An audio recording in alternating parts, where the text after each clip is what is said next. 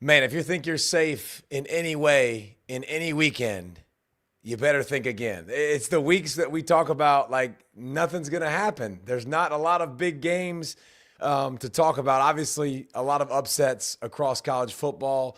Some really, really big ones to talk about. We're not mentioning Penn State. Yeah, that's not a big one.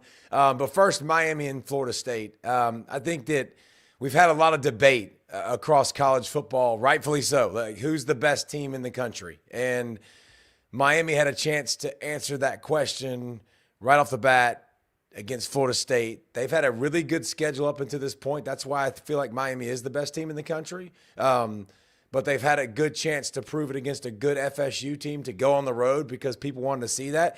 And interested to see how Florida State responded from the overtime loss to they come back out. How about the first drive, man? Florida State, you know it's so hard to prepare for Florida State because like you can go as fast as you want in practice. You can't replicate how they live. And that unless that's what you do, you can't replicate it. And that first drive, man, they go 78 yards, like right down the field. Miami bows up in the red zone, forces them to kick a field goal. Felt like they kind of got it back and won some of that first possession back because obviously, you know, Florida State kind of had their way with the tempo.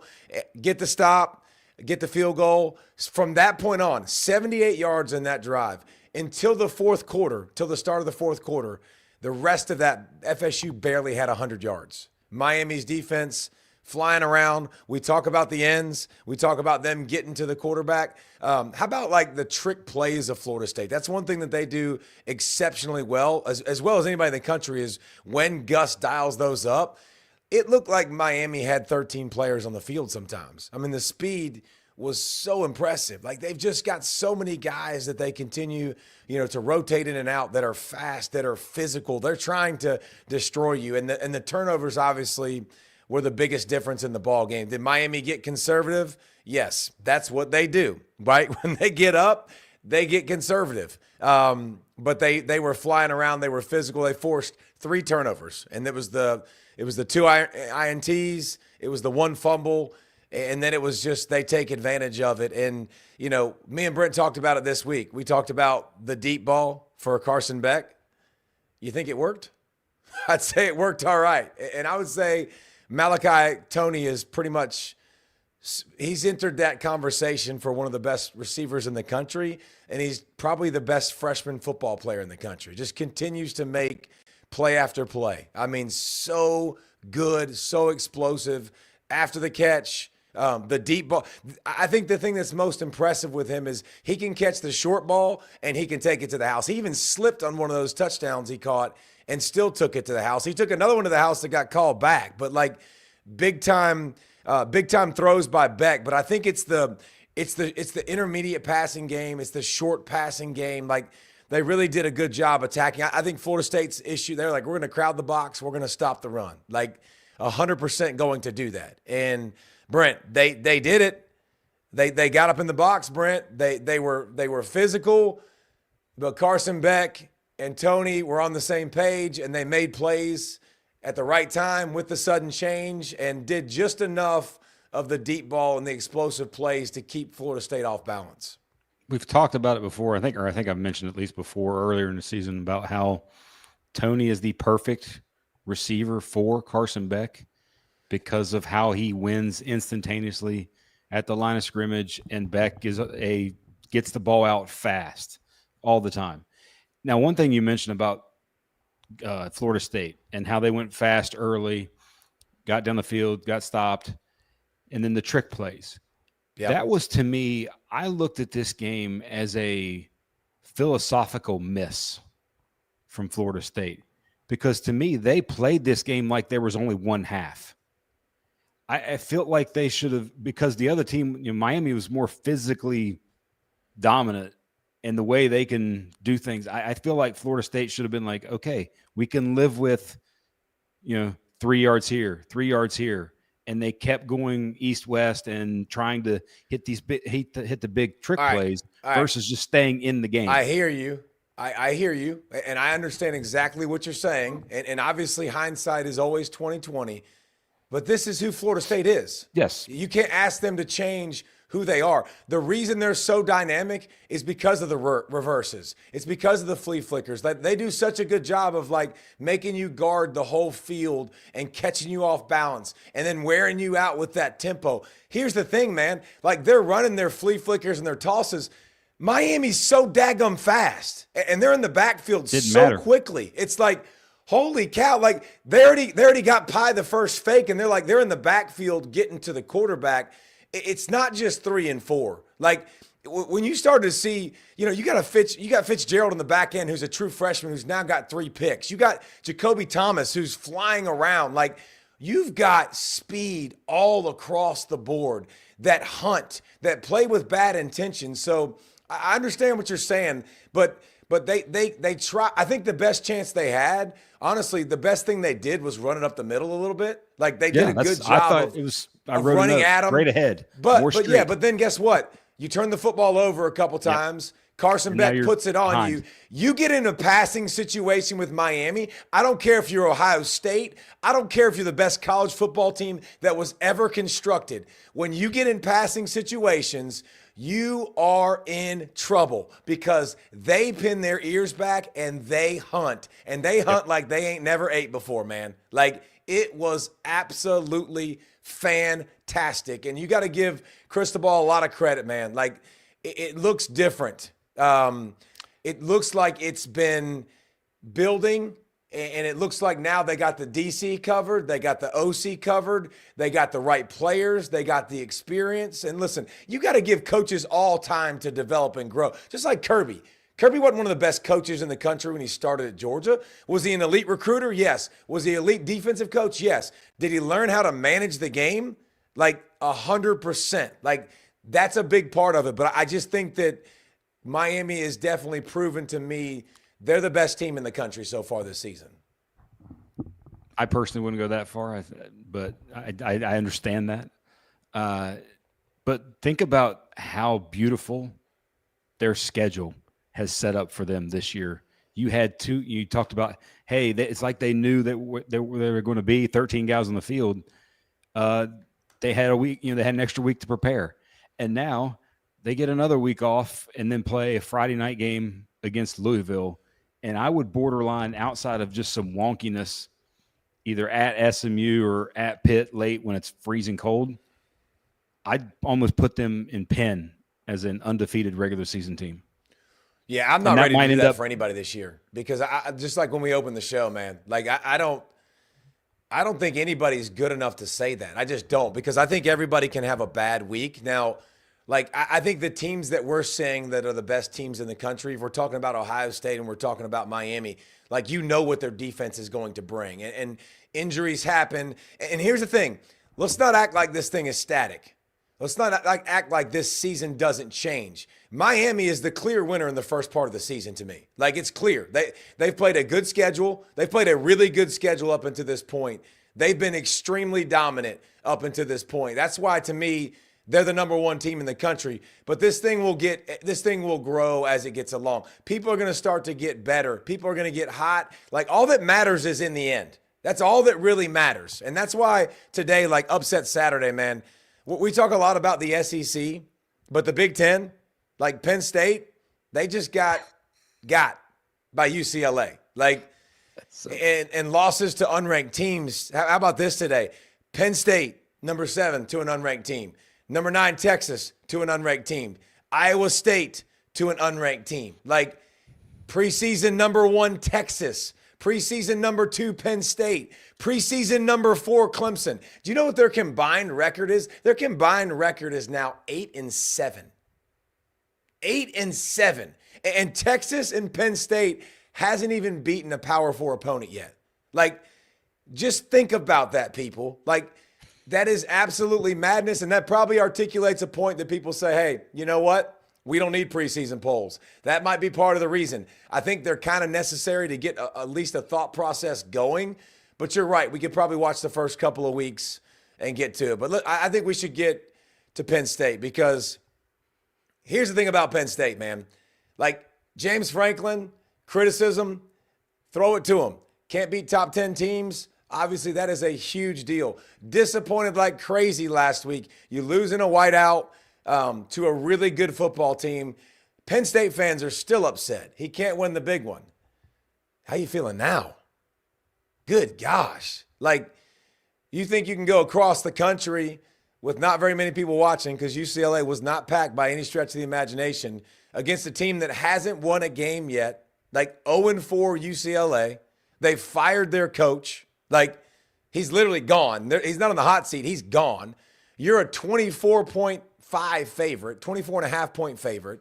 Like, UCLA doesn't beat top 10 teams. That's not what they do. They can't beat New Mexico, for gosh sakes. And they haven't had a lead the entire season. UCLA has not led for 1 minute of a single game so far this season. That's what Penn State was going to after disappointment with the James Franklin not beating top teams, and you lose to that.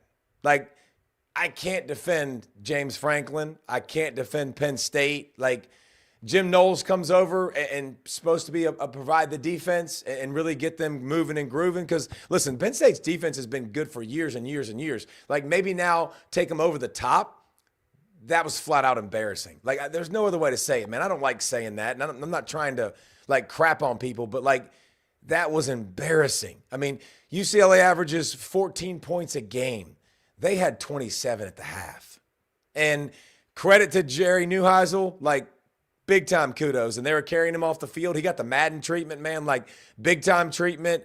He's got the flowing blonde locks like his dad used to. But they had 27 at the half. And how about the way UCLA started, getting the ball out of Nico's hands, Nico running, changing who they are, not taking sacks, protecting him really well. Because Jerry Neuheisel, who's the tight end coach, now the play caller, they rushed for 269 yards against Penn State. Like, Penn State's defense hasn't been the problem. Like, we've documented Drew Aller and what he is and how he's been too quick to go through his reads, and the offense has not been explosive, passing the ball down the field. We've documented that like crazy.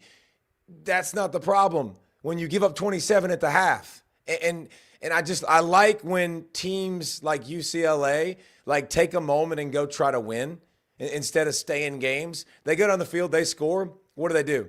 Kick an onside and get it. Like, that's exactly how you should play the football game. You're at a talent deficit. You know who you are. Go play the game to win. They did, man. And we talked about Nico losing Tennessee, like UCLA lost the trade with Nico.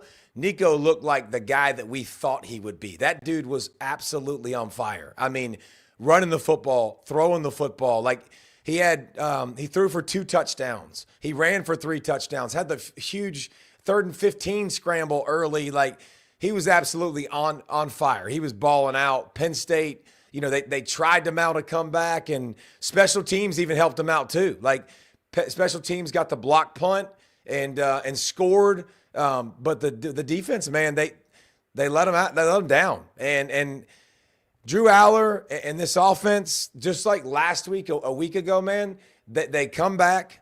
They did a good job of fighting, getting back in the football game, but too little, too late. And I didn't think that it was possible for me to say that that UCLA is a more physical team than Penn State. Like, that shouldn't, like, that should make me like kind of throw up in my mouth a little bit. Like, it shouldn't ever happen. And it absolutely happened. And it was an embarrassing loss for Penn State, man. And there's no other way to swing it. There's no other way to talk about it in a positive light, but it's a bad day. It's James Franklin. The calls for him are going to be mad. It's a good indication of your quarterback when you 4th and 2, he's going to run it. They're not going to let him throw it, right? Like, it's the state of Penn State, and they're not going to the playoff. Like, when we do our eliminator later in the week, guys, I'm ready to throw them in there. Like, they're not going to the playoff. Like, I'm out on Penn State. Like, they're struggling like crazy. But you wondered about all the different parity and craziness in college football, and Penn State was the team that we talked about having all the guys back at the right spot with the experience. And they've absolutely not performed up to standards with a new DC, with a bunch of guys that have been there, played a lot of football. So that's all I got to say about Penn State. Sorry, Penn State fans. We are not positive right now because we are struggling the last 2 games. The next game, man, I thought the weather was absolutely perfect for the football game to start with Florida. Absolutely perfect. I mean, it was nasty. It was dreary. The camera was wet. And it was just one of those games. We talked about Florida coming off a bye, but we haven't seen enough offense. Florida's defense has been really, really good. And you saw that today. You saw Sapp and company. You saw, TFLs. You saw Arch get hit all the time. But it was about Florida's offense. And can Florida's offense, make enough plays? How about Jaden Ball, the first drive, getting 8 touches? How about Jaden Ball getting 27 touches? How about 4 drives for Florida was 10-plus plays? And it was absolutely, make no bones about it, play physical, run the football. That's who we're going to be. And we've talked about Florida, they haven't done that enough. And Brent gave you some great numbers on Jaden Ball and how he's one of the best in the country at breaking tackles, the second best in the country next to Ahmad Hardy.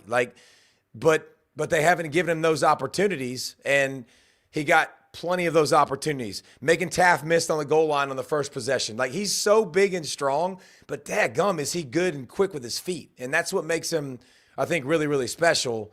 And hello, DJ Lagway. The one sidearm spin that bean was absolutely dirty. And I hope y'all know what I'm talking about. If you don't, all you got to do is probably look it up. Fading back in the pocket, sidearm, just spit it out, and it was right on the money. And it was unbelievable. It was fun to watch Florida fight. It was fun to watch them not give up. I think Florida's lost to some good teams. USF is probably a big miss regardless. I think obviously the loss to Miami, obviously the loss to LSU. I feel very Florida's not going to be an easy out. And Ball will continue to get his touches. Lagway goes 21 of 28 for 292, 2 touchdowns. And we can talk about the special teams with the block punt for a safety. Big time for Florida, to build that lead. But let's also not forget, if you're watching that game, that's the first time ever that Florida started 2 freshman wide receivers. They started Brown and they started Wilson. And if you didn't watch, Dallas Wilson, oh my gosh, have some fun. That's the first time we've seen him this season. He's been banged up, but 6'3", over 200 pounds, super physical, the body control up the sideline with the toe tap. He makes the 55-yard touchdown when Texas had cut it to 8. So not only can Florida run the football, not only did they get that rolling, having Dallas Wilson out wide, who looks like an absolute stud, that's going to make Florida even more of a pain in the butt down the stretch. And Brent Lagway was really good, man. That was the best version of Lagway we've seen this season. And I think Florida fans are going, yes, thank you. Where has that guy been? It was interesting how they attacked Texas.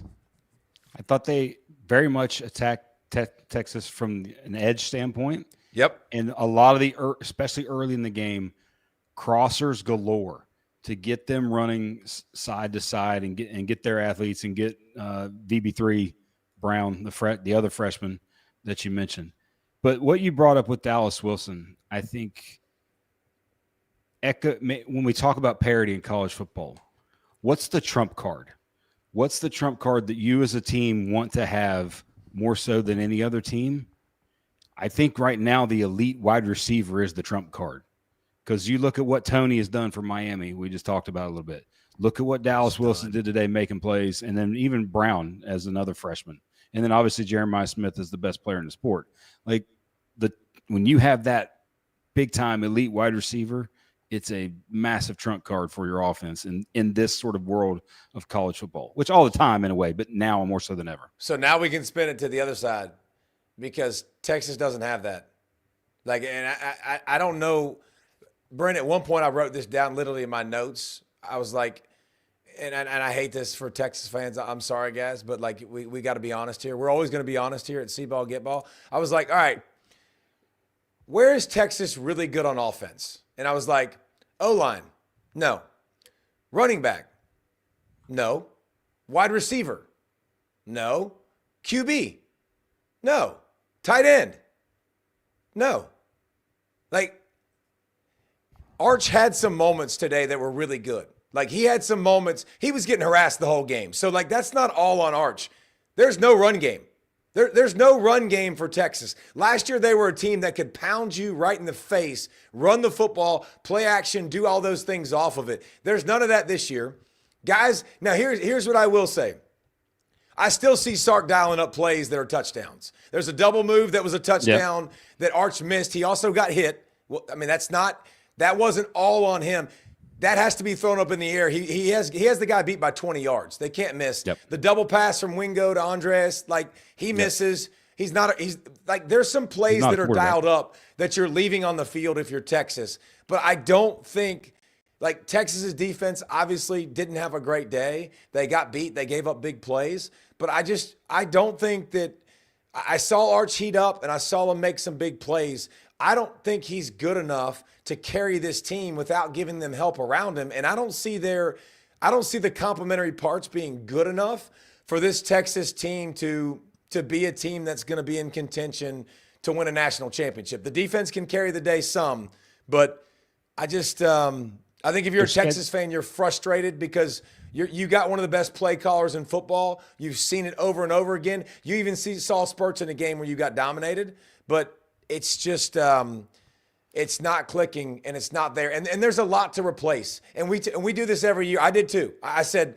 okay, receivers going to come in at Texas. They're going to replace it. And they're going to be fine. Tight end's going to come in. It's like transfers. Offensive line's going to come in. And it just didn't hit. And it was a miss. It wasn't what it was a year ago. And Texas has taken obviously a huge step back. And the chat says Texas deserved to lose the game. And you're absolutely right. Like, it didn't deserve to be that close, to be honest. Two thoughts. One, so at 5:54 today, at some point during the game, I tweeted, Arch Manning running is the only above average thing on Texas's offense right now. So we were brain tracking on that one. Yes.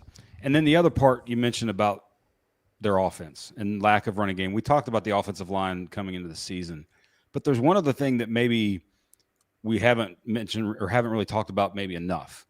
And that's the fact that the SEC schedule is the exact same as it was a year ago. Texas's first year in the SEC was a year ago. So now you've got an entire, schedule of defensive coordinators that have been able to spend an off season looking at the tape against their team and then get to play them again this season. There's an element to me, and they probably all went and watched the Georgia tape because Georgia took care, for the most part, dominating them in two games defensively. So, like, even Ohio State too. So there's an element of learning and that is involved in there. When you start playing each other in a conference schedule year in, year out, these coaches learn each other and they're learning some of the things with Sark, and you have to now physically dominate. That also works on offense and defense. Both sides watch tape. Both sides get to adjust to each other. But, like, either way, this offense I don't think has a chance to be elite. Like, I really don't. The best thing they did a year ago was run and be physical. The shine of number one is gone. It's not coming back. And Texas is going to be fighting like heck to even try to be in contention to make a playoff spot. And right now what I'm seeing from them, I don't see that. So let's go somewhere else. I'll say, do you remember our question, though? Do you remember the question we did in the preseason? Yeah. What's more likely? Yeah. That Arch wins the Heisman or they have two losses before they go play Georgia? They got two losses. And now they got to go play Oklahoma next week, and I bet they're feeling pretty good about themselves right now. Yeah, they definitely not meeting expectations. Vandy and Bama, this met expectations. This was fun to watch. Like, this was a fun game. And here's the thing about this game. Like, this game, it could not have started any better for Vanderbilt. Like, this game was perfect for Vanderbilt. I say that because I love it. How about this? You want to talk about how Vanderbilt feels about their defense this year? They win the toss and they defer. Like, I'm good. Bama, you can have the football. You've been torching folks. You've been on fire. Take the football. What do they do too? Bama goes right down the field. what does Vandy do? They caused the first turnover of the season for Alabama. Alabama has not given the ball up yet. Vanderbilt gets it on the first possession. They play ground and pound. They go right down the field and take a 7-0 lead. Like, it could not have gone any better. Like, last year, caught them by surprise. Nobody thought Vanderbilt was good. This year, everybody knows Vanderbilt's for real, and they still come out the gates hot, which I think was a pivotal moment in this football game. They needed to do that. Then Bama goes down the field, misses a field goal, and I think really the play of the game, like when Vanderbilt goes back down the field with a chance to go up and really extend the lead and put some real pressure on Bama like Florida State did, get them a little bit behind and make them be a one-dimensional, which they want to pass more than they want to run anyways. Justin Jefferson, not that Justin Jefferson, not the gritty Justin Jefferson with the Vikings, but Justin Jefferson makes one of the plays, not the season. It was one of the plays of the game. Like, great job hitting Pavia. It was the first third down Alabama's defense even faced. They were reeling. Everything was going Vanderbilt's way. He reaches in. Pavia puts his hands down to stay up, rips the football out. Bama goes down, right down the field, scores, and it's 7-7. And that was the big turning point. There was a couple of them, but like Alabama, from that point on, they executed better. Their defense really, really locked in. Like, their defense has not been great, and that was one of the question marks. Could they stop the run? They couldn't stop the run in the beginning of the game at all, and then they started to get used to the speed. That is the weirdest thing I've ever said in my life. They started to get used to the speed of Vandy.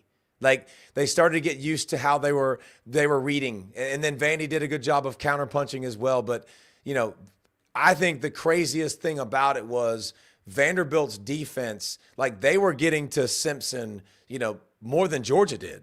Like, they were getting in the backfield. They were getting tackles for losses. They were getting sacks. Like, they did a really good job of affecting Ty Simpson.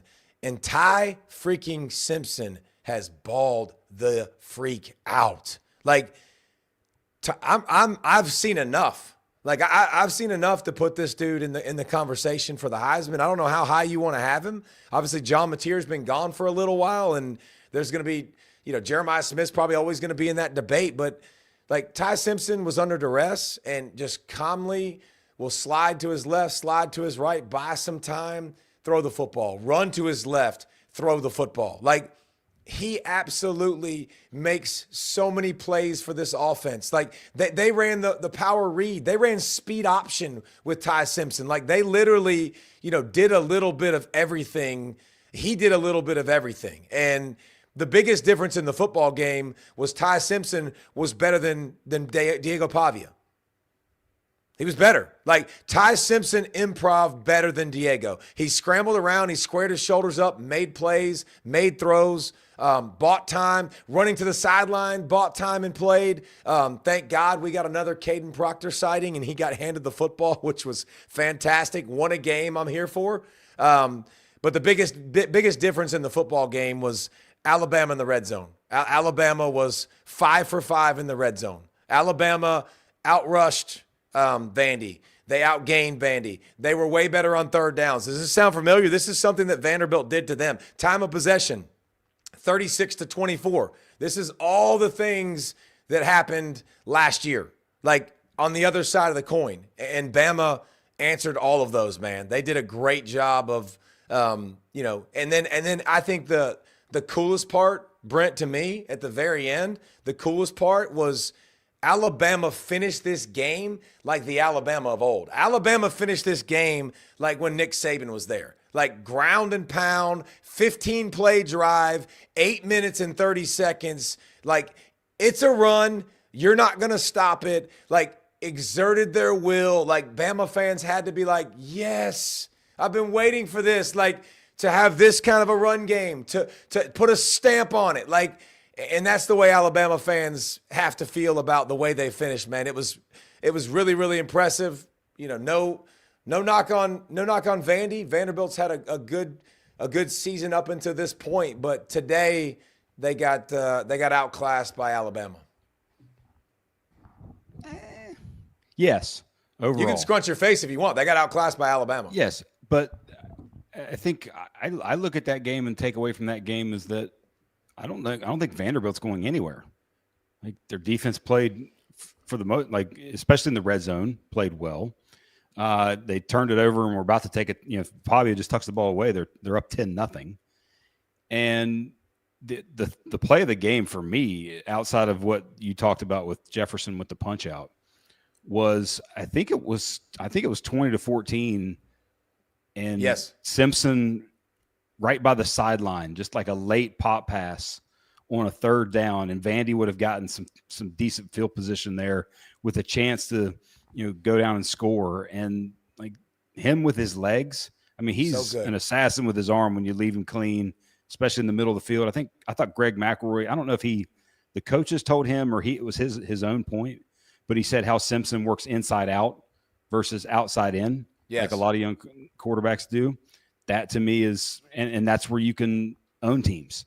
And Bama owned the middle of the field, and they did. Now, there were definitely some people that were happy because of that last rushing touchdown. That's for sure. Yes, the cover, which a lot of people took. Hey, another part, like when that score, Brent, was big time, is Simpson made that play after, but Pavia throws the pick on the 10-yard line going in again, where it's 20-14. It's a 6-point game. So you turn the ball over twice going into score. So that's not like, you got to feel good about that. But they had a 20-play sequence where they had 79 total yards for Vandy. Like Alabama, their defense has been very optional to start this season. Not elite by any stretch.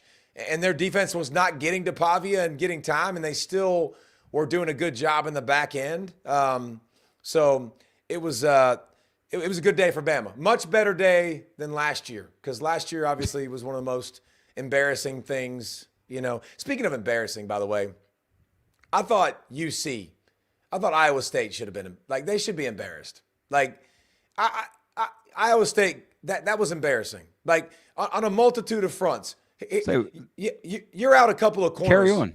You're out a couple corners, Iowa State. I get it.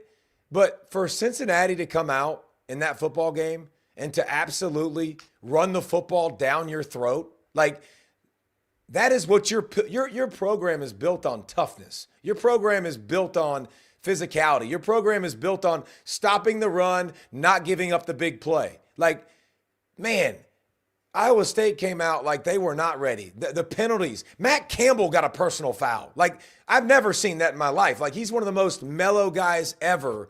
And so just, it's not discrediting Cincinnati. Cincinnati came out with physicality. They rushed the football for over 260 yards. They jumped on them. And Sorsby, we talked about him. Like, he's been playing at an elite level. And the way they get him on the perimeter and he uses his athletic ability, it's a pain in everybody's butt. Because I also was really impressed with Cincinnati's offensive line and their physicality. Like, they got on those zone tracks, man, and they move people. Like, they move people out of the way. And he ran the power read out wide and then pulled it and then threw it. Like, he did so. They have a good creative offense. But to get down like that early by getting smashed and Cincinnati breaking tackles left and right, like, Iowa State kind of proved like, and listen, the injuries, they're down 3 corners at one point. The injuries are the injuries, but you can't let somebody line up and do that to you. And you can't tell me you weren't ready for that, you better be ready for my question. Do you know what I'm talking about? Because. Are you talking about number 3? No, that one too. Running back for Cincinnati? I'll let you bring that up in a minute. But how about this? They score before the half to get back in the football game, Brent. They go for 2, they get it. So now it's 15-31. So do your math in your head, Brent. 15-31. They score next to kick off the second half, and they kick an extra point. That doesn't make sense to me. Like, you went for 2, I thought for that reason, to make this a chance where you can cut it to a 2-possession game if you score the next one. They kick it. They're fighting the whole rest of the game. Like, why do we not go for 2 again? I didn't understand that at all. And if you really want to get me upset and you really want to get me like frustrated and annoyed with Iowa State, who's a team that I love, who's a team that doesn't beat themselves, like we talked about, all those stats I gave you, they gave up on the last play. The dude just runs out of bounds. Like, we had a chance for pitchy woo-woo palooza. Scott Van Pelt was in heaven. We were excited. Like, You fight till the end, man. That dude, literally, the clock is on 0, and he takes himself. I'm not going to call him my name. I'm not going to try to kill him. But, like, he runs straight out of bounds. You give up. You quit. Like, you never know what can happen with those things. We've seen crazy ones in the past. So not only did you get out-physicaled at the point of attack, not only did you make mistakes and beat yourself, not only did you not do the right things, I don't think, with the 2-point conversion by any stretch of the imagination, then you quit. So I don't have a lot of positive things to say about Iowa State. I'm sorry. I'm out with that because it was not a good day to be a Cyclone. So did you think when number 3, the running back for Cincinnati, I think it was Walker's his last name. Yes. Kid from Wisconsin. He came from Wisconsin, right? Tyree Walker. When he absolutely just dump trucked the Iowa State DB, did you think that should be targeting? Did you see my social media? I did not. Okay, because I tweeted the video out immediately, and I was like, this is the death. Well, first of all, it was a bug meeting a windshield. Like, it was it was domination, and it was absolutely running over somebody. Yes. So he could have got charged with assault regardless. But if you're going to ask players to not lower their head and not use the crown of their helmet, you need to ask offensive players to do the same thing that you ask defensive players to do. And he clearly lowers his head and uses it as a battering ram. And I got a lot of tweets, by the way, back, and they were like, whatever, what do you call them now if it's X, but whatever. I got a lot of interaction back, and they were like, that's soft. What are you talking about? I'm like, we're talking about player safety. You're talking to somebody also who broke their neck by lowering their head. Yeah. And so I think that we've got to be smart. Offensive players get away with a lot. They get away with face masks a lot. They get away with PI a lot. But that right there is a player safety thing. That is protecting that young man so he doesn't lower his head, put his spine in a bad position where he's in a neck brace, or he's paralyzed. And so, yeah, they got to look at that and get that out of the game. But they are legit contenders in the Big 12 now. Agreed. At least to make the championship game, because they don't play Texas Tech. They don't play Arizona State. Their toughest road game is probably at Utah.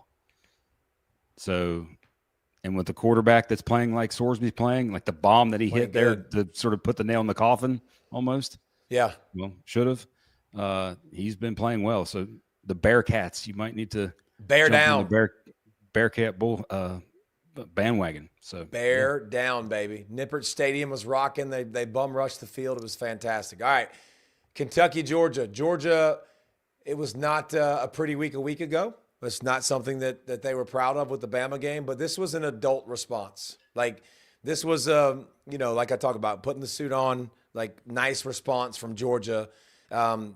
Continuing to do work on the offensive line, another different combination that had to play on the offensive line because their left tackle gets hurt, left guard gets hurt again. Like, it's a constant revolving door.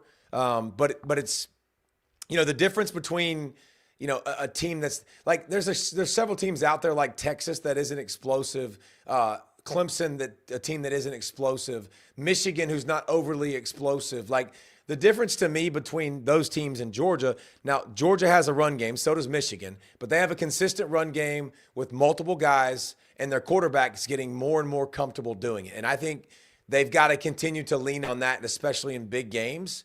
But the backs are good. The quick game to the receivers are good. We've talked about that before. They clearly looked at this game. Like, this looked to me like, I'm going to get Gunnar Stockton pushing the ball down the field. That's exactly what this looked like to me. It was a lot of gun. It was a lot of play action. And he was riding it and looking downfield. He makes his first mistake over the middle of the field, but this was a good professional win. Gunnar went 15 of 23 for almost 200 yards. He had a touchdown. Then he had 6 carries. He had almost 50 yards and 2 touchdowns. So he looked good. The defense was solid, but Oscar Delp, he's still in a Georgia uniform. I saw him today. There was an Oscar Delp sighting. That was really good. He caught the football and took off, and I'm like, man, I forgot how explosive that dude is at tight end. You'd like to see more of that from Gunnar, finding those check downs, still pushing the ball down the field. Bowens is the best running back, and He's really good, man. Like, I think he's elite. Like, you watch 33 for Georgia tote the football. You throw it out to him in the flats. You give it to him. Quick feet, super strong, always falling forward. Like, always falling forward, and has held on to the football. So the other one with a 3 in it, Nate Frazier, had a little bit more struggle in that area. Bowens is not, and he's been – I think he's the best back for Georgia. But the Dylan Bell in the red zone was a big upgrade for them. Georgia's been struggling kind of in the red zone. What are we going to do? Jet sweep to Dylan Bell. Reverse to Dylan Bell.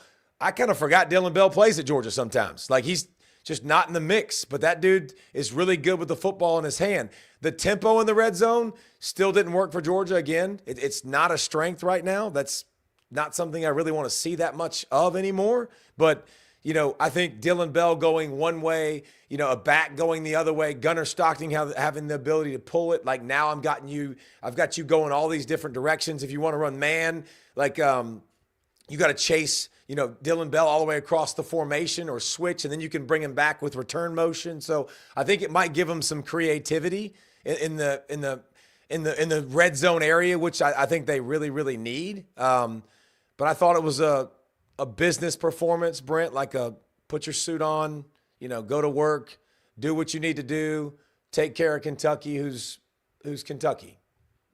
And I feel pretty confident about my preseason prediction that Kentucky's not going to win a conference game. But I have a question about the Gunner thing with play action. And I think I might almost be to the point of this sort of thought process. I don't think he's good at it. I think he needs to.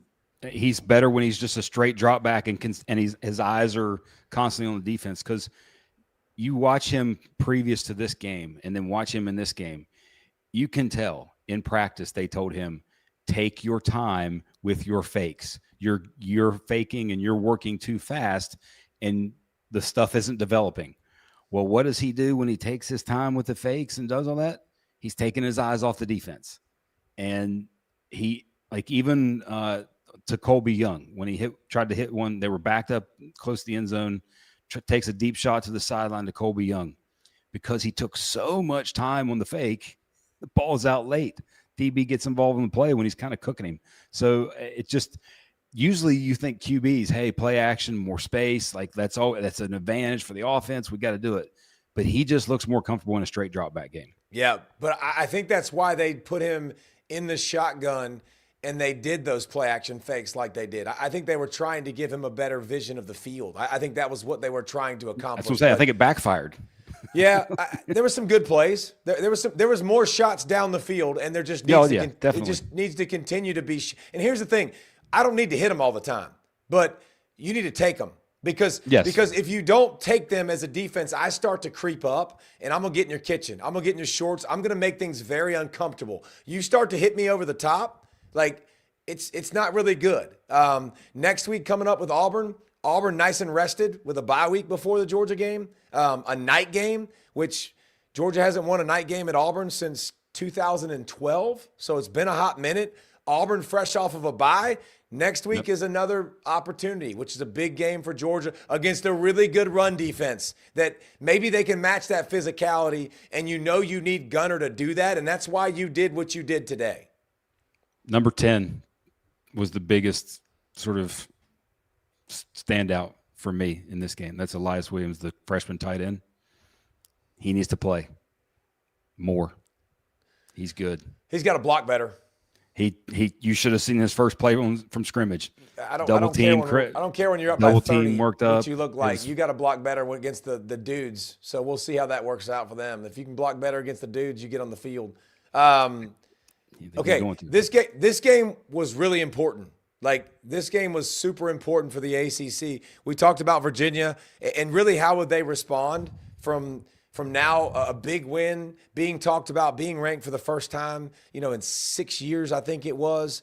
And the Hoos did not play their best game, but I think this is where Tony Elliott's going to be like, this is how we're getting better, boys. Like, this is why we're going to become a big team now. This is why we're going to be really good. Because they barely had over 200 yards of offense, Virginia, today against Louisville. Barely over 200 in regulation.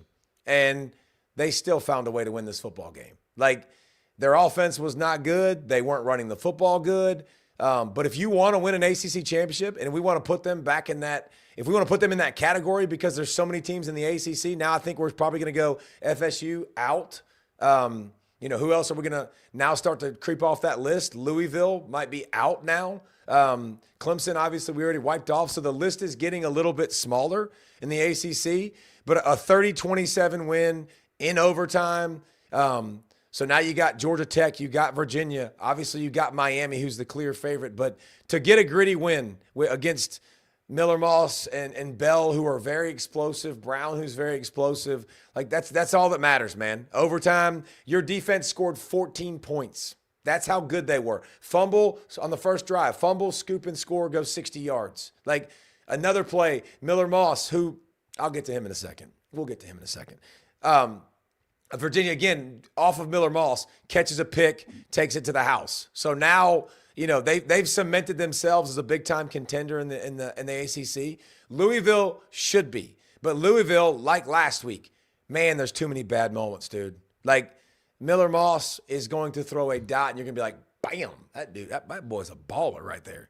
And then he's going to go, buy time and take a sack, and it's 3rd and 27. And you're like, bro, what are you doing? Like, too much of that. Not good enough on the offensive line to run the football, to have a little bit of balance. Brown gets hurt today. That doesn't help. Obviously, he tried to come back in the football game. But, bottom line is Virginia's a contender. Virginia's moving forward. Louisville, because the defense is good enough, man. They're going to keep them in all the games. The offensive firepower is there at times. The inconsistency is an absolute killer. A pick 6 a week ago, a pick 6 today, a fumble for 6 today. You can't do that, man. You can't keep giving up points and expect to win. Virginia took advantage, and that's why Virginia's still a contender, and Louisville probably is not. So we ain't got many left, man. This ain't like last week, thank God. Like last week, we were running out of oxygen. We had so many games to talk about. But I think the last one that we really need to cover is A&M. And A&M, that's this team. Here's why this team, to me, it should impress you. There's a couple reasons why A&M, if you're watching, should impress you. A&M has now won in different ways. They've won by outscoring people early in the season. They've won by out-special teaming people with great special teams. Now they're winning the last couple weeks by defense. Their defense is starting to get cooking. Elko is one of the better defensive coaches in all of college football, always has been. He's exceptionally brilliant. The back end's starting to play better. The pass rush is getting better. And I watched him tonight, and I still see some things with Marcel Reed that I still think he's a work in progress. But you know what's really hard to stop is the ground game the last 2 weeks has gotten going. While the defense is getting better, they're getting more takeaways defensively, which gives their offense more ability to ground and pound and take it away. Here's the thing that's the hardest to stop, man. You know what's annoying?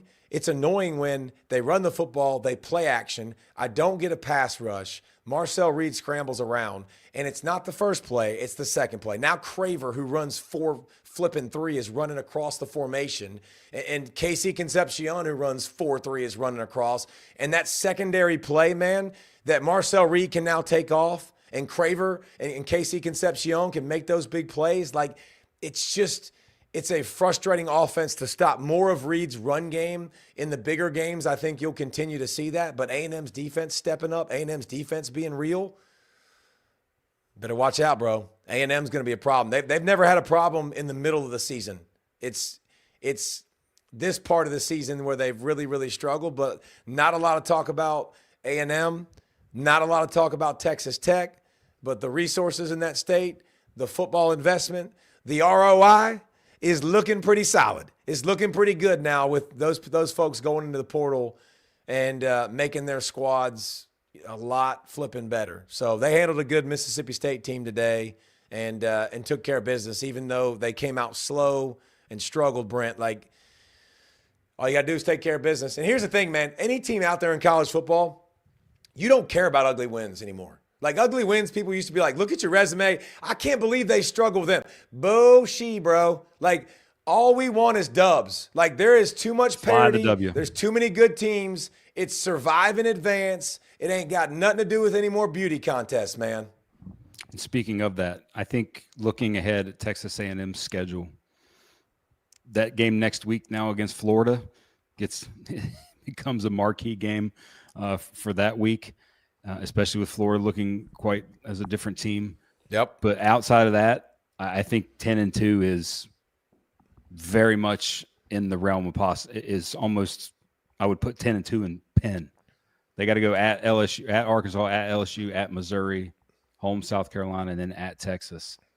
Like I think you get the next, if you get the next two, and I think 10-2 playoff, like they are a definitive playoff team. I don't think. I don't think they're going to get worse. Like, I just look at Marcel Reed continuing to get more time. Now, listen, we've got to fix the hitch. Like, when he hitches and when he delays, he makes mistakes and he throws picks. Like, you can watch it over and over on tape, man. Like, the hitch and then he throws, it's like, bro, you can't hitch and throw it in the same spot. Like, that doesn't work. Because I'm taught as a defensive player, like, when you hitch, when hand separates from ball, like, I'm breaking. So I'm moving. Mm-hmm. So you've done this, now I'm moving, and then you're throwing where you're looking. So he'll continue to get better with his eyes, but the balance, the defense coming along, woo, wreck them. They looking pretty solid. And the special teams is always going to be the ace in their cap too, bro, because they got some dudes that can take punt returns, kickoff returns, and go house it. So another good week. Craver was probably pretty ticked that he got tripped up just right before the end zone trying to get a score against his former team.